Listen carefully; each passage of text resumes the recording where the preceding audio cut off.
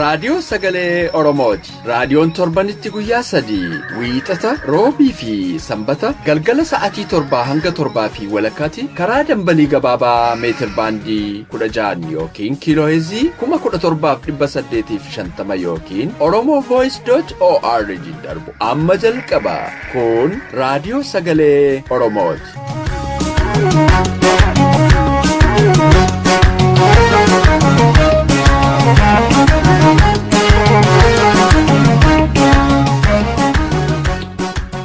Akka mooltan dhaggeeffatoota keenya kabajamoo kun qophii keenya roobii reediyoo sagalee Oromoorraa yeroo kana isiniif darbu. Qophiilee keenya beeksisuun kanan isin wajjiniin turu Anayyaantu Dameeti. Qophiin keenya har'aa oduu fi qophii mala jireenyaati. Muuziqaa torbees ni qabna. Hanga qophiin keenya xumuramutti akka nu wajjiniin turtan isiniin affeera. Amma gara oduuttan isin dabarsa.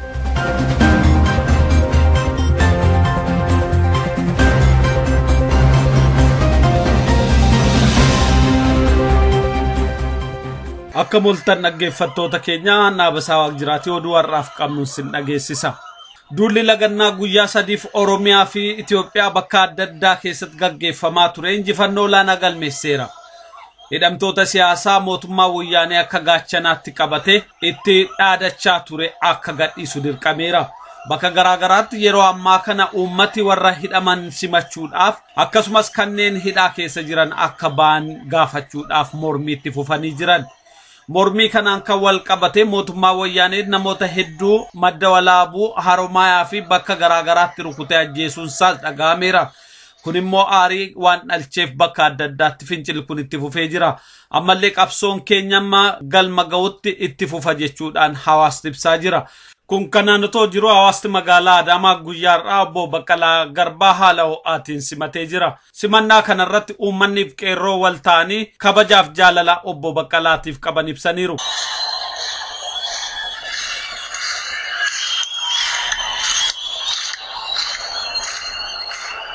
Obbo Baqqalaanis uummata isaan simachuuf ba'uu eega galateeffatee booda qabsoon jabaatee akka itti fufuuf dhaamsa dabarseera. Namnin an dubbises simannichi milkiin akka xumurame naa ibsee jira.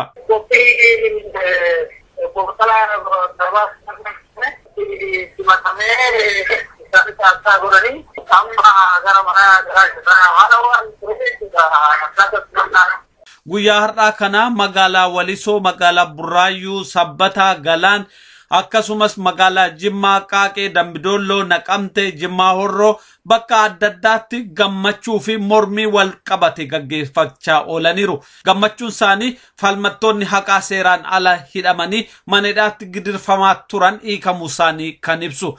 Akkasumas hidhamtoonni ammallee kumaatamaan lakkaa'aman manedhaa keessa waan jiraniif hatattamaan akka hiikaman gaafachaa jiru. Kanaan alas Oromiyaan amma bilisoomtutti qabsoon keenyatti fufa jechuudhaan bakka garaagaraatti qeerroon ibsaa jira. Uummatii fi qeerroo wal ta'uudhaan falmaa guyyoota 3 kana keessa gaggeessaniin mootummaa wayyaanee jilbeeffachiisuu akka danda'an ifatti mul'isanii jiran. Kun kanaan otoo jiru duulli gabaa lagannaa guyyoota 3f gaggeeffame milkiif injifannoo akeekame galmeessuusaa qeerroon bilisummaa Oromoo beeksise. Gaafatamaan beeksisii qeerroo bilisummaa Oromoo ibsa gabaabaa galgala kana raadiyoo sagalee Oromoof kenneen akka hubachiisan kaayyoon duula gabaa lagannaa hagi tokko milkaa'eera.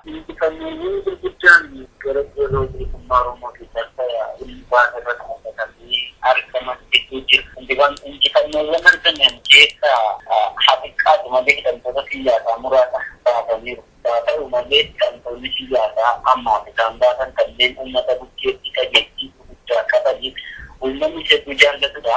Keessattuu kanneen obbo Baqqalaa Garbaa jedhaman obbo Mararaa Guddinaa dabalatee wantoota maqaa kaasaa hojii hidhamanii fi kanneen akkasumas isaan duratti hidhamaa turan hedduu baasuu danda'ee jira. Keessattuu dirribee ittaanaa illee hanga baasutti ga'ee jiraaf isheen tajaajilaatti jirti. Keessattuu walumaa galatti hidhamtoota siyaasaa akka ba'anii shoora guddaa taphateera. Duulli kun itti fufiinsa qabsoo bilisummaa Oromoo ta'uu kan ibse qeerroon bilisummaa Oromoo guyyoota muraasa dura jiran kana keessattis hidhamtoota hiikaman simachuu fi kanneen ajjeechaa raawwatan akka seeratti dhiyaatan hiriiraan gaafachuun itti fufa jedheera. Hidhamtoonni siyaasaa dhibbootaan lakkaa'aman ammallee hidhaa keessatti argamu kan jedhe qeerroon bilisummaa Oromiyaanis cunqursaa wayyaanee jalaa bilisa hagam baanetti qabsoon hin dhaabbatu jedheera. amman jajjabaatee itti qabu. Gaafa sochii baay'ee jajjabaate namoota uummanni irraa qabu mana hidhaatii tattaafataa jiran. Namoonni mana hidhaa jireenya hanga ba'anitti sochii itti jabaachuu danda'uu qabu. Mana hidhaa keessa namoota hedduu jira.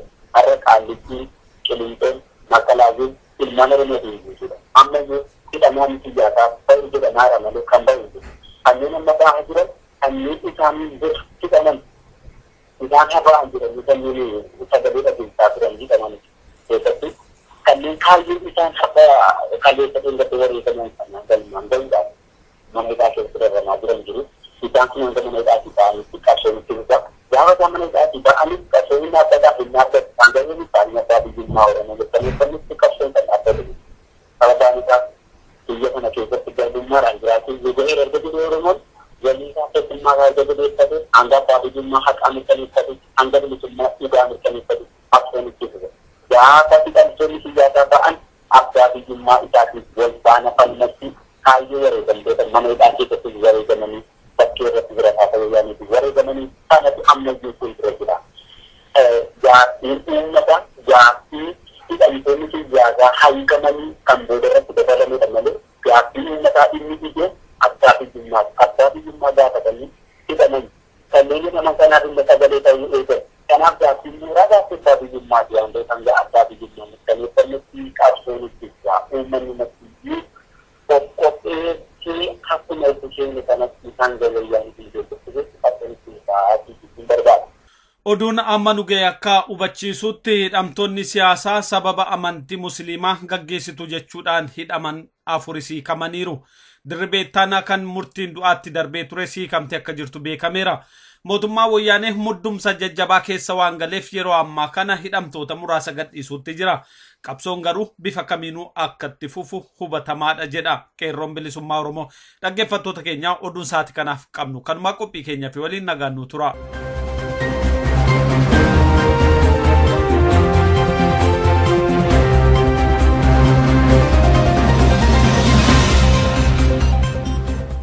Amma immoo qophiin kan wallee torbeeti. Ittaansee sagantaan keenya idilee mala jireenyaatu dhiyaata. Amma gara walleettan isin dabarsa.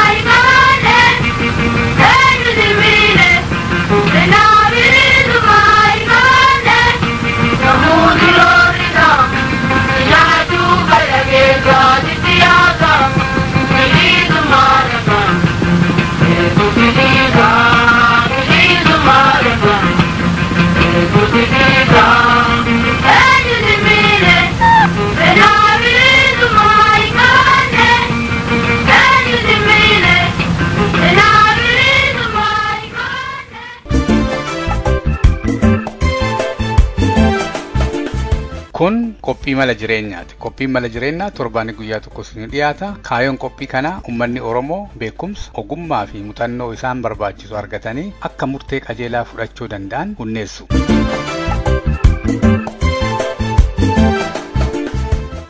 Akkam jirtu dhaggeeffattoota keenya, ani qopheessaan keessan Aliyyi Galatooti. Sagantaa addaa keessatti jijjiiruu yookiin ammoo cheenjii ilaalla jechuudha. Sagantaa kana keessatti cheenjii yookiin ammoo jijjiiramni maal akka ta'e bifa kam qaba, jijjiiramni maaliif uumama, jijjiiramni maaliif barbaachisa, jijjiiramni maaliif kufa, jijjiiramni maaliif milkaa'a jedhu waliigalatti ilaallaa jechuudha. Ka duraa jijjiiramni yookiin immoo jijjiiruun maali? Jijjiiruu jechuun haala duraa irraa akka biraa godhuu jechuudha. Yookiin jijjiiruu jechuun waan biraatiin waan wayii bakka buusu jechuudha. Yookiin immoo haala duraa irraa haala biraa godhuu jechuudha akkaataa wanti tokko itti dalagamu. Jijjiiramni ta'uufi wanti sadii dura dhaabbannoo ol yoo ta'e jijjiiramni uumamaa jira yookiin immoo change formula jedhaniiti. Jijjiiramni ta'uufi ka duraa yoo ati waan deemaaru ta'e yaada ta'e hojii ta'e uuma ta'e haa ta'u yoo ati itti quufuu dhabde dissatisfaction jechuudha. Yoo ati waan tokko quufuu dhabde yoo bakka si jibbisiise yookaan immoo itti gammachuu hin qabne yookaan immoo quufa itti hin qabne sanirraa bakka biraa bakka si gammachiisu yookiin ammoo bakka kanarra wayya jedhu yoo ati arguu dandeette ka sadaffaa ammoo yoo bakka jibbite yookiin ammoo bakka quufatti dhabde sanirraa luka kankee yookiin ammoo yaada kankee bakka duraarraa kaafteeti gara sitti tolu san yookiin ammoo gara barbaadduu san deemuu yoo jalqabde yoo wanti sadiinnan kuni dura dhaabbannoo yookiin ammoo akka rincicuu jechuudha waan mataa kankee keessatti akka ati waan kana hin goone si dhooggu wanti sadiinnan kunniin yoo caale jijjiiramni dhalataa jechuudha. Waan tokko gammachuu dhabu bakka itti gammaddu arguu danda'u isteeppii duraa yookiin tarkaanfii duraa fudhachuu danda'u yoo wanti sadiinnan kuni dura dhaabbannoo mataa kankee keessatti jiru san caale jijjiiramni dhalataa jechuudha. Jijjiiramni kuni jijjiiramni yeroo dhufu jijjiiramni yookiin bakka jirturraa gaddeema jechuudha. Decreased. So waan amma yeroo bakka jirturraa gara hin barbaanne ka kanaa gadiitti gaddeemtu waan akka peenii yookiin immoo akka si dhagaamu godhaa jechuudha. Jijjiiramni biraa immoo bakka ati jirturraa gara kanaa ol gammachuutitti yeroo deemtu jechuudha. So bakka duraarraa socho'uu jechuudha yookiin ol yookiin gadi. Yaadaan ta'uu danda'a, qabeenyaan ta'uu danda'a, imaanaan ta'uu danda'a, uummata eenyu haa ta'u gadiif ol deemuu irratti jechuudha. Jijjiiramni bifa sadi qaba. Jijjiiramni yeroo ta'u bifa sadi qabaa jechuudha. Akkammoo change types kan jedhan ka duraa developmental change jedhaniiti waan wayii wayyeessu waan jiru wayyeessu jechuudha. Maaliif waan jiru ta'eeraa fi haa ta'u achi keessaa wanti ta'ee fi hin jirre waan jiru waan ta'ee hin jirre san keessaa baasaniiti wayyeessaniiti waan san itti fufuu jechuudha. Haala Oromoo keessa jirtu ilaaltan Itoophiyaa dimokiraasessu jechuun developmental change jechuudha. Hin danda'amaaf hin danda'amuun sun waan biraati. Jijjiiramni namni godhuuf yaalaa Itoophiyaa kana akkana goonaa dimokiraasaa goonaa namni martuu qixa akka keessa jiraatu goonaa maalii goonaa so Itoophiyaan akkuma jirtu taateeti Itoophiyaa kana wayyeessuu jechuudha. Kuni developmental change jedhama. Kun ammoo transitional change jedhaniiti wanti jiru hin ta'u waan biraatiin bakka bu'uu qaba. Yookiin ammoo Itoophiyaan tun warra ijaaramteef qabdi warra irra ijaaraniif ammoo bu'aan qabdu ajjechaa fidhaa fi waan adda addaa waan gootuufi kanaafuu Itoophiyaan tun buqqaateet sirni biraa dhalachuu qaba akka jedhu jechuudha. Yookiin sirna duraa san sirna biraatiin bakka buusuu jechuudha. Akkuma fakkii biyya Oromiyaa ijaaraniiti alaabaa fi United Nations keessa dhaabataniiti ambaasaadara biyya adda addaati ergataniiti biyyittillee Oromiyaa jedhamti akkasitti sirna amma Itoophiyaa jedhamtu tana maqaa biraatiin bakka buusaniiti akkasitti jiraachuu. Ka biraa jijjiiramni transformational change jedhameeti lamaan duraasa waliin makuu uni ka dhalatuu jechuudha. Inni kun waan armaan dura jiru fakkii amma Itoophiyaa kanaaf Oromiyaa kana fudhatte waan armaan dura jiru kana fudhataniiti ka hojjetu jechuudha. Haarawa biraallee ka barbaachisu wali eda'aniiti waan lamaan keessaa waan dhufe tokko uumuu jechuudha. Fakkiin biyya sagali jechuudha isteetii sagalitu jira. Isteetii sagalii kana Itoophiyaa irraa mulqaniiti namni martuu fedhii walitti dhufee biyya walitti ijaarachuu. Maqaa isiillee maqaa biyya sagallanuu kana bakka bu'uu danda'u uumachuu. Bulchiinsallee structure isaallee haala biyya sagalii kanaa walii ta'u uumuu. Maaliif isteetii already hin jira jechuun akkuma biyyaa jechuun yoo Itoophiyaa irraa mulqan biyyuu mataa jechuun martinuu. Isaa kana deebisanii haala biraatitti uumuu jechuudha. Kun amma transitional change jedha. Kun wanti duraallee jira, wanti haaroftillee jira, waan lamaa kana waliif fidanii. Ka sadaffaa kun akka malee dhibaa jedhan. Ka sadaffaa akka malee dhibaa jedhan. Ka duraatiif ka lammaffaa suni qajeeluma lafa jira. Amma ka developmental changes suni status quo yookaan sisteema duraa suni wayyeessuu hin dandeetta garuu tuquu hin dandeettu waan sisteemicha miidhu waan sisteemicha tuquu danda'u akka inni ijaarameef warra inni ijaarameef hagan tunnetti jijjiirama adda addaa godhuu hin dandeetta.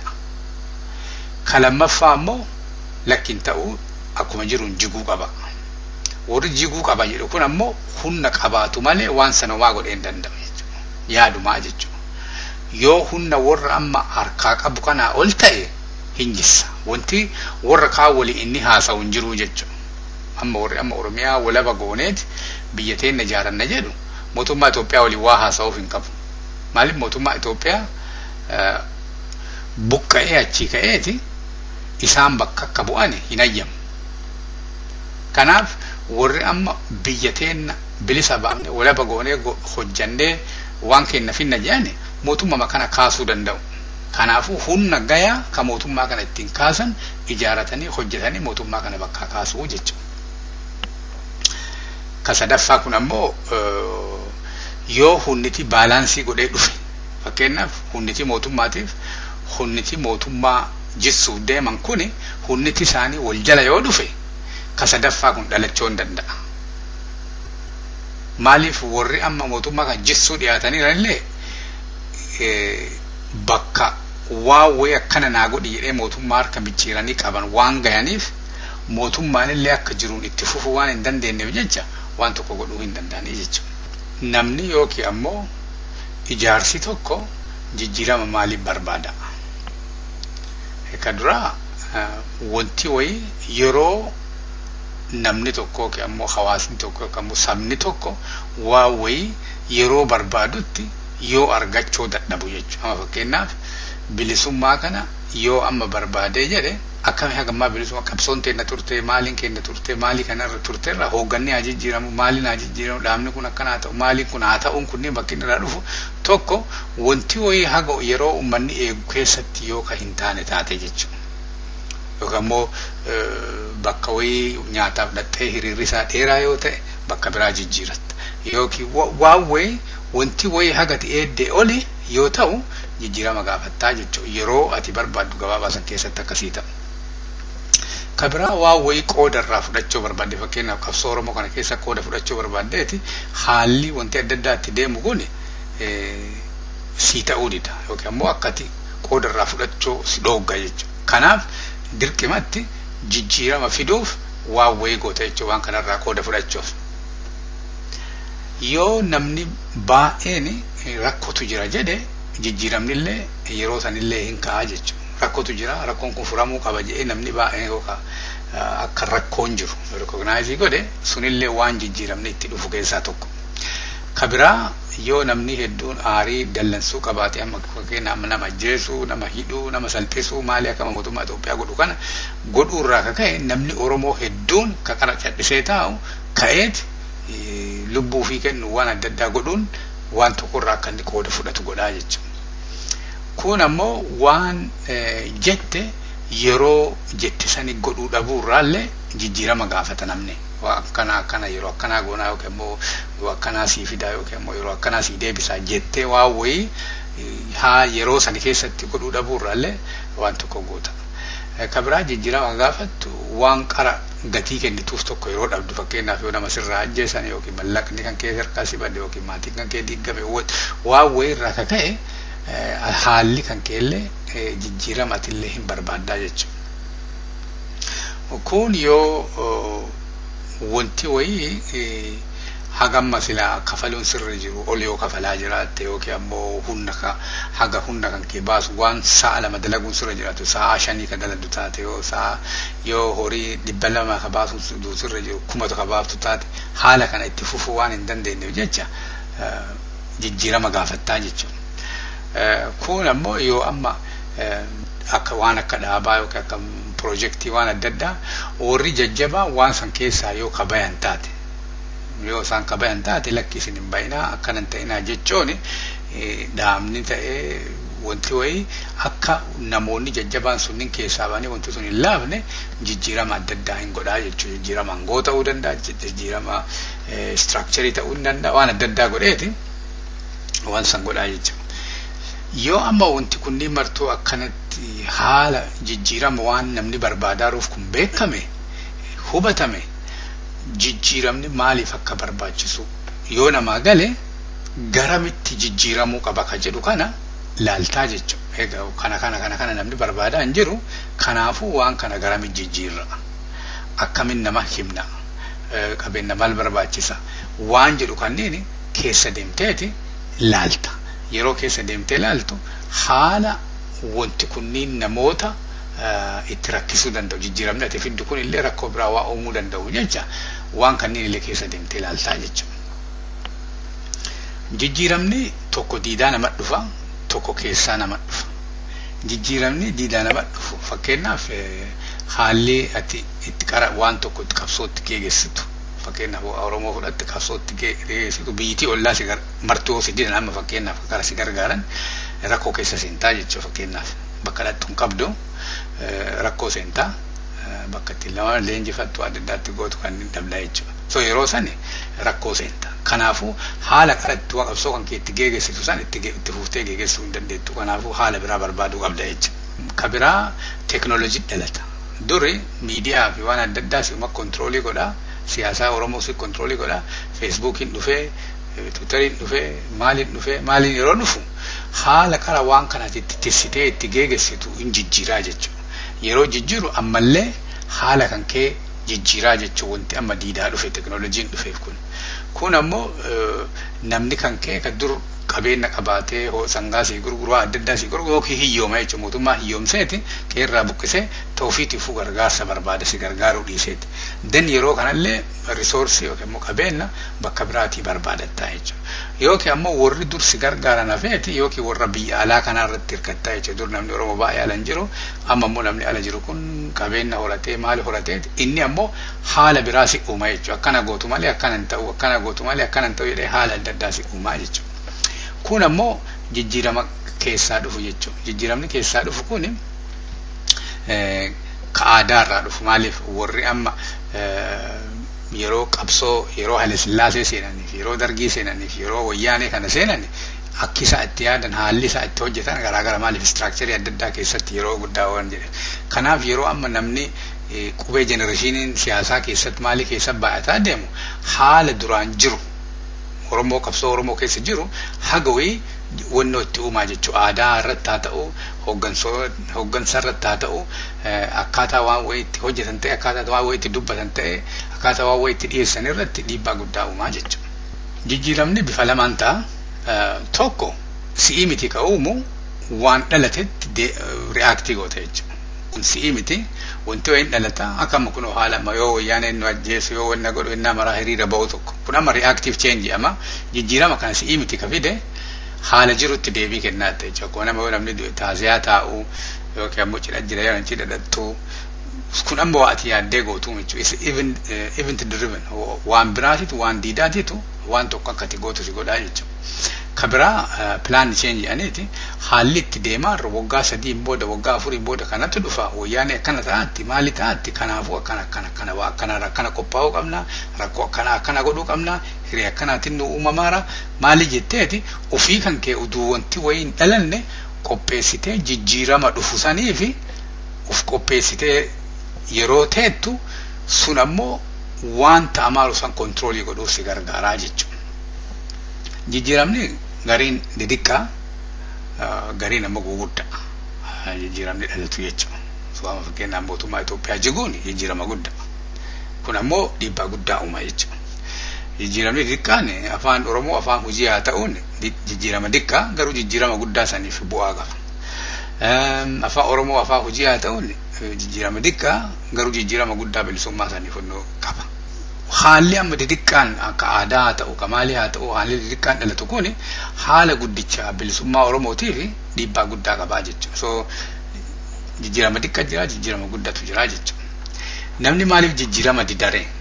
Namni bilisummaan barbaannayyaa utuu bilisummaa barbaadu maaf bilisummaaf loluu dida yookaan kontribiitii godhuu dida. Tokko ifaa miti jechuudha. Wanti amma jijjiiramni dhufu kun isaaf ifan taane. Lammaffaa jijjiiramni dhufu kun waan inni qara qabu hin dhaba jedhee amma namni garii angoofa luuzii godha jedhee yookiin ammoo haala matti jiraatu kana luuzii godha jedhee yookiin ammoo waan wayii ta'uufiiti mataa ofiiti waan waloo caalaa waan ofii dhabu san keessan laalu. Kun jijjiiramni dhufu kun faayidaa kiyya waliin hin deemu jedhanii ilaalu. Jijjiiramni dhufu kun dhaaba kiyya waliin hin deemu jedhanii ilaalu. Kun ammoo jijjiiramni dhufu kun na'aan laalu jechuudha yookiin ammoo waan na barbaachisu miti jedhanii ilaalu. Kun ammoo jijjiiramuma dhufu kun hubannoo itti dhabu. Jijjiiramni dhufu kun waan akkamii akka ta'e waan hin beekneef jecha isaa kana irra kaa'achuu dhabu. Kabiraa ammoo jijjiiraman barbaadda garuu namoota jijjiirama san fiduuf deema waan hin barbaanne jechuudha. Kanaaf akka ati barbaadde jijjiiramni sun hojiirra oolu jetteeti shakkii qabdurraa waan kanneen jijjiirama san didu. Kun jijjiirama kana wanti fudhachuu didduufi waan wanti qara balleessite raasa baay'inaa didu. Injira waa balleessiteetta waa dabsiteetta waa adda addaan gooteettuufi yoo jijjiiramni kun haa dhufu jedhani waan san waan gabbaasuu danda'uuf jecha didda. Kabiraa ammoo namni wal amanuu dhabu. Namni wal amanuu dhabuurraa waan sanirraa qooda fudhachuu dhabu.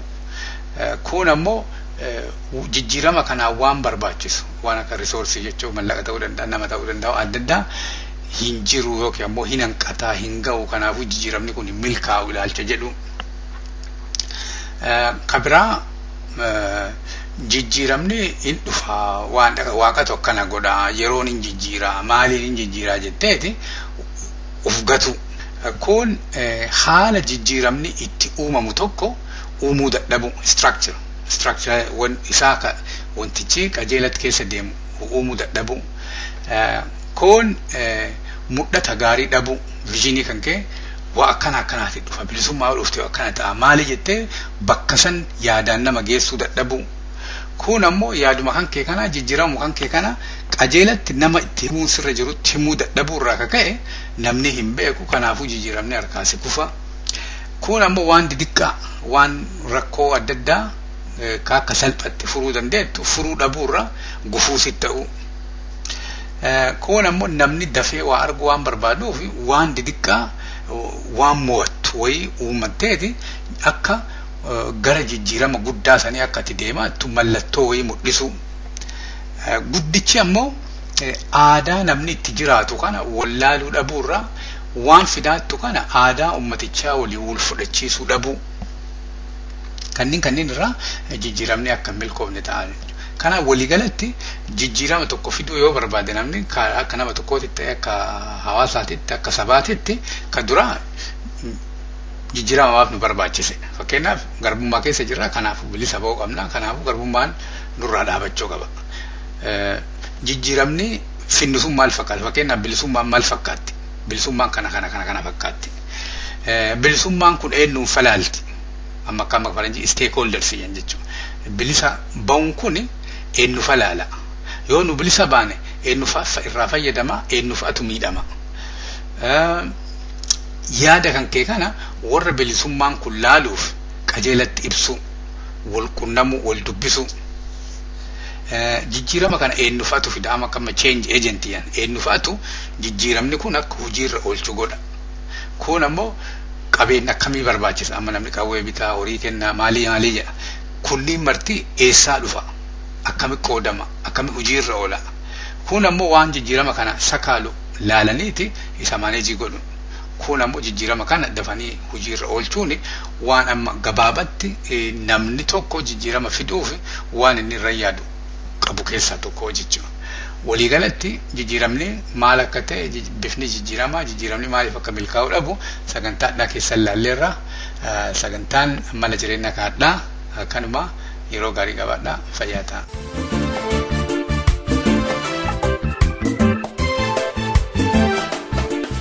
Hanga yoonaatti kan caqasaa turtan reediyoo sagalee Oromoo dambalii gabaabaan isinii darbaa ture. Daqiiqaa 30 waan nu waliin turtaniif hedduu galatooma. Qophiilee keenya sanbataan hanga walitti deebinutti nagaan nuuf tura.